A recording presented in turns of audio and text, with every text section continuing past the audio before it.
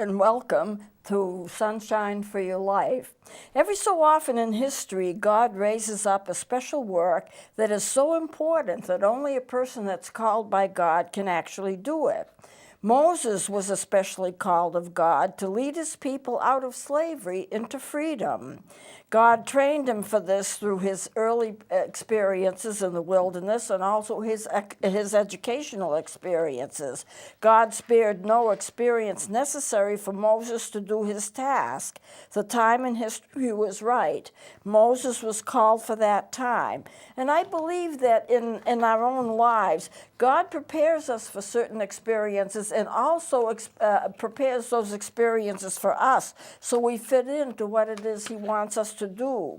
But perhaps Moses' most difficult experience came at the point where he led his people across the Red Sea. The situation looked humanly impossible. There stood Moses, an ocean behind him, a group of hostile people in front of him, and an enemy, the Egyptians, closing in. Moses had some options. He could have doubts and say, this is the end of the line.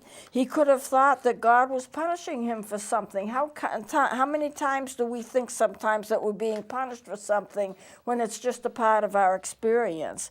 He could have thought that it was time to retreat. He could have told his people to go back to the Egyptians. He could have had his own personal doubts. Or Moses could have decided to quit. Can you imagine Moses, that great man of God, thinking or saying anything like what I've just said as his options? Of course not. To Moses' great credit, he did none of these things and thought none of these things. He made the decision to have faith in God and expect God to come through. He was not afraid. And God was faithful and gave instructions and encouragement to Moses. Now, the first verse I'm going to read is Exodus 14:13. And this is God's promise to Moses. And this is what he says to Moses. Do not be afraid. Stand firm, and you will see the deliverance that the Lord will bring to you today. The Lord will fight for you. You need only to be still. Let me read that again. Do not be afraid. Stand firm. You will see the deliverance the Lord will bring to you today. The Lord will fight for you. You need only to be still.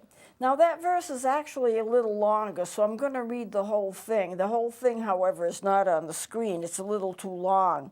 Do not be afraid. Stand firm, and you will see the deliverance the Lord will bring you today. The Egyptians you see today, you will never see again. The Lord will fight for you. You need only to be still.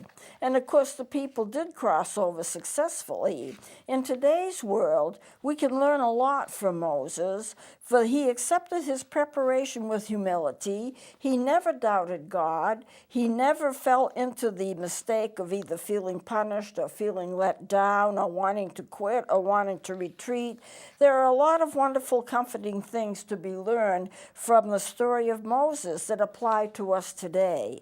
For let's look at the characteristics of the Jewish people, the characteristics of faithful Moses, and God's promises fulfilled. First, the characteristics of the Israelis. While in the process of being delivered, the Jews grumbled. They wanted deliverance, but they didn't want to trust the deliverer. Their answer was to go back into slavery and die in Egypt. Their major faults were as follows. They grumbled against God and his servant. They did not accept God's servant, Moses, and they did not cooperate in their own deliverance, and they preferred slavery to freedom when opposition came, and they feared to take a risk for the sake of their own freedom. Now, the second verse I'm going to read is Exodus 14:12. And this is kind of a summation of how the Israelis felt. And this is what it says. This is a short verse. It would have been better for us to serve the Egyptians than to die in the desert. Let me read that again. It would have been better for us to serve the Egyptians than to die in the desert. What were they thinking? Their experiences as slaves were absolutely awful. But you know, sometimes when the crunch is on, you really prefer to go back to that which is familiar because it feels more secure than to strike out for something new new, even if it's better. That's why people who marry abusers, when they finally get divorced, when they finally get freed from their abusers, will turn around and marry another abuser. At least it's familiar, and there is some comfort and some security in dealing with a familiar, even though it may not be right. So basically the Israelis are doing the same thing.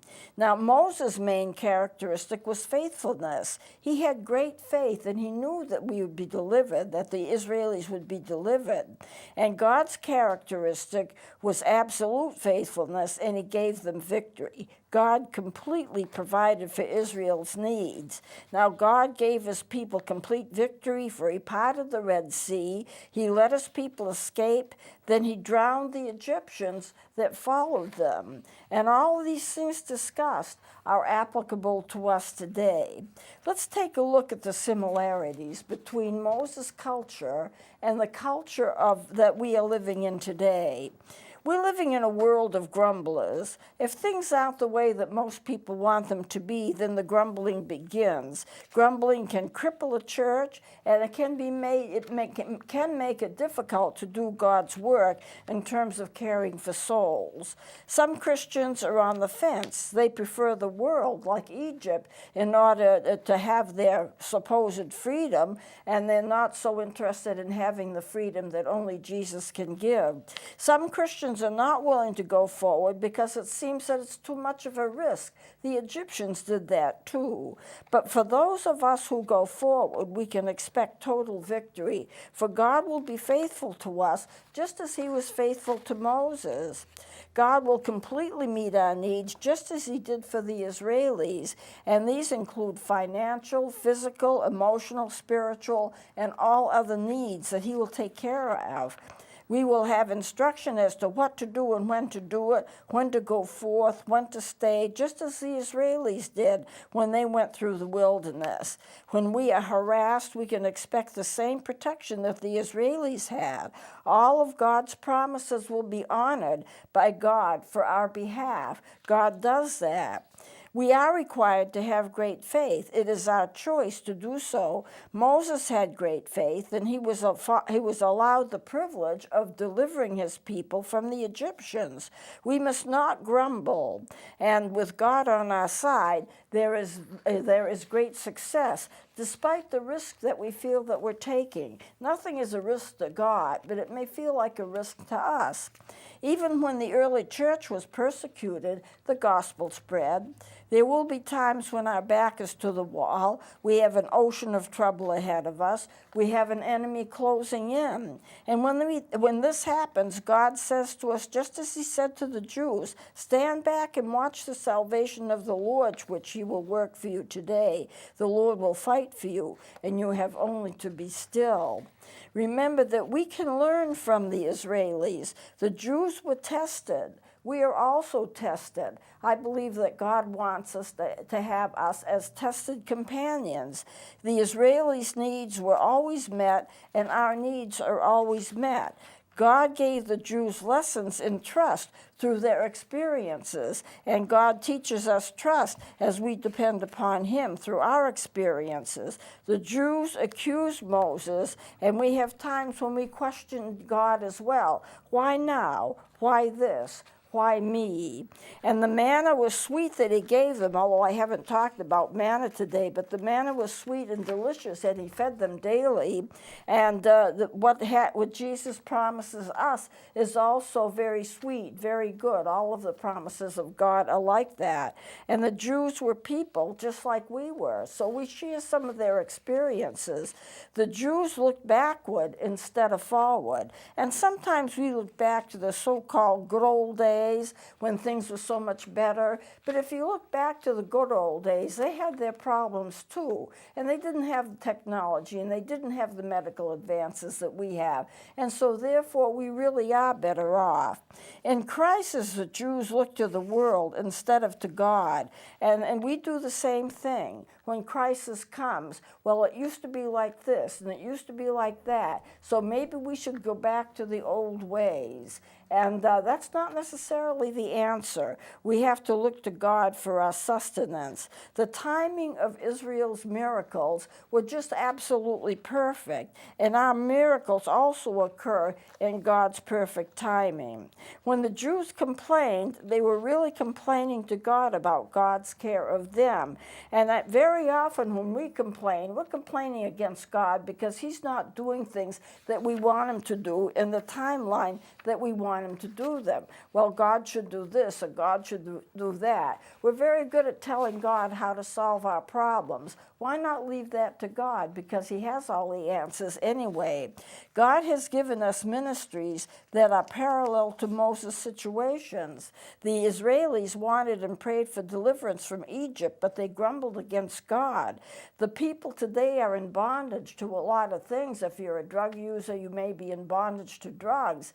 If you're a gambler, you may be in bondage to gambling. We have a lot of people in bondage, but we grumble against the God who actually longs to deliver us. We must be faithful to God's calling, just as Moses was faithful to God's calling, even when his experiences were difficult and hard to bear. And I'm going to read this verse. It is Hebrews 10, verses 35 and 36. And this is what it says. Do not throw away your confidence. It will be richly rewarded. Let me read that again. Do not throw away your confidence. It will be richly rewarded. Now, the verse is actually longer than that, so I'm going to read the whole thing. It would be a little bit too long to put on the screen. Do not throw away your confidence. It will be richly rewarded. You need to persevere so that when you have done the will of God, you will receive what he has promised. God has promised us rewards. So what I'm going to do is close it here, and I need to have you remember that it is true that there's a lot of similarities, if you really want to get into it, between the culture of Moses' day and the reaction of the people to Moses and God, and the culture that we have today and what's not perfect, and our reaction, our people's reaction to our leaders and to God. There's a lot of similarities there.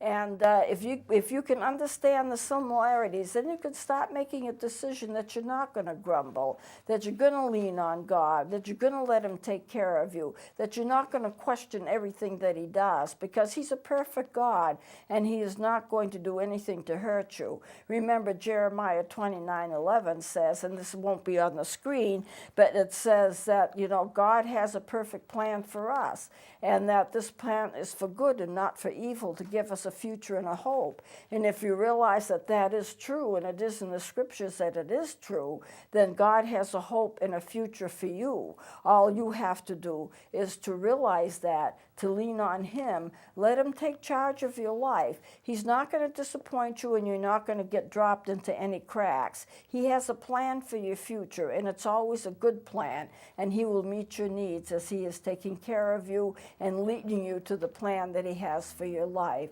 So we'll close it here, and we'll be doing something else next time. Please join me next time.